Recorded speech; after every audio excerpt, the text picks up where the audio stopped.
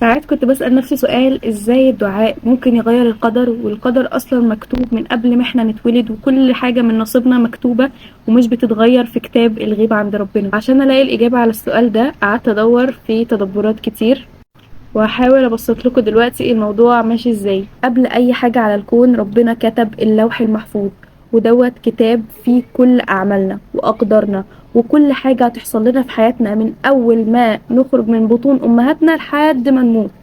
وربنا وكل على اللوح المحفوظ خازن ليحفظ اللوح ده. وفي هنا في السماء الدنيا ملايكة بيقال انها موجودة فوق السحاب، بتستمد من خازن اللوح الاقدار والمعلومات اللي هتحصل لنا.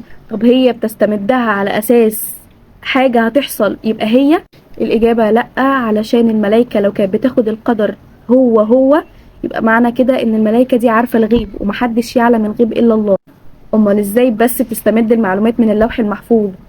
المعلومات اللي بتستمدها هي عبارة عن اختيارات، لان انت يا انسان ربنا خلقك انت بتختار، انت مش مسير على حاجة، انت بتختار طريقك وكل حاجة انت عاوزها بايدك. فمثلا انت قاعد عمال تعمل ذنب بقالك سنين ومش عارف تتخلص منه، وعلى سبيل المثال كل يوم بينزل للملائكة من اللوح المحفوظ ان النهاردة توبتك او النهاردة هتعمل الذنب تاني. فالحقيقة ان الملائكة مش عارفة هل انت هتعمل الذنب تاني ولا النهاردة هيبقى يوم توبتك.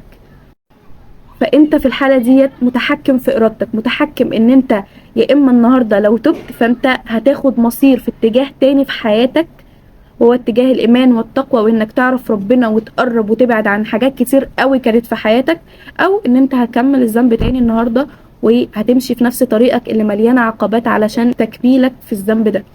فحسب قرارك تبدأ بقى الملايكة اللي على أكتافك تكتب قدرك الحقيقي. طب اللوح المحفوظ ذات نفسه مكتوب فيه إيه اللي هيحصل لك في الآخر؟ بس قبل ما يتكتب فيه إيه اللي هيحصل لك في الآخر مكتوب كذا اختيار، كذا اختيار، انت هتمشي في أي واحد فيهم، انت اللي هتحدد.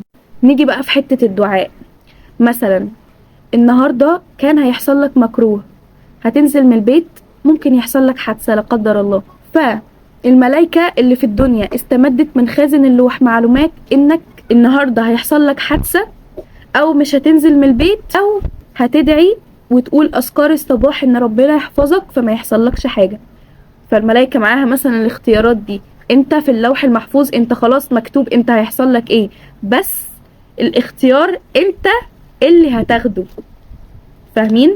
فقلت اذكار الصباح ونزلت كده اتكتب خلاص ان انا مش هيسيبني مكروه.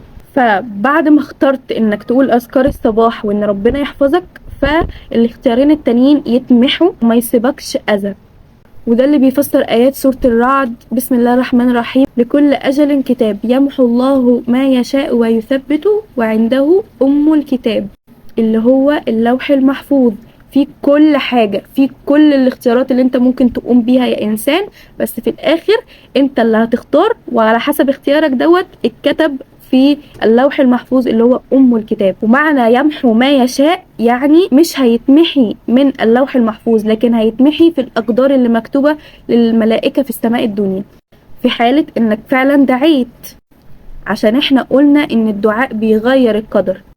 فالأمر باختصار شديد إن مكتوب في اللوح المحفوظ لو دعيت هيحصل كذا، لو ما دعيتش هيحصل كذا في الأمر ده بالذات. فهينزل القضاء على الحاجة اللي انت ما دعيتش بيها، وتقعد تدعي يا رب يا رب يا رب إن الحاجة دي تتغير، فينزل للملايكة من خازن اللوح المحفوظ قدر تاني. فساعتها ربنا هنا بيمحو اللي الملايكة كتبته مش اللي موجود في اللوح المحفوظ. فما تستقلوش ابدا ابدا بالدعاء، لان هو قادر دلوقتي يمحو عنك قدر انت مش متخيل قد ايه صعوبته عليك.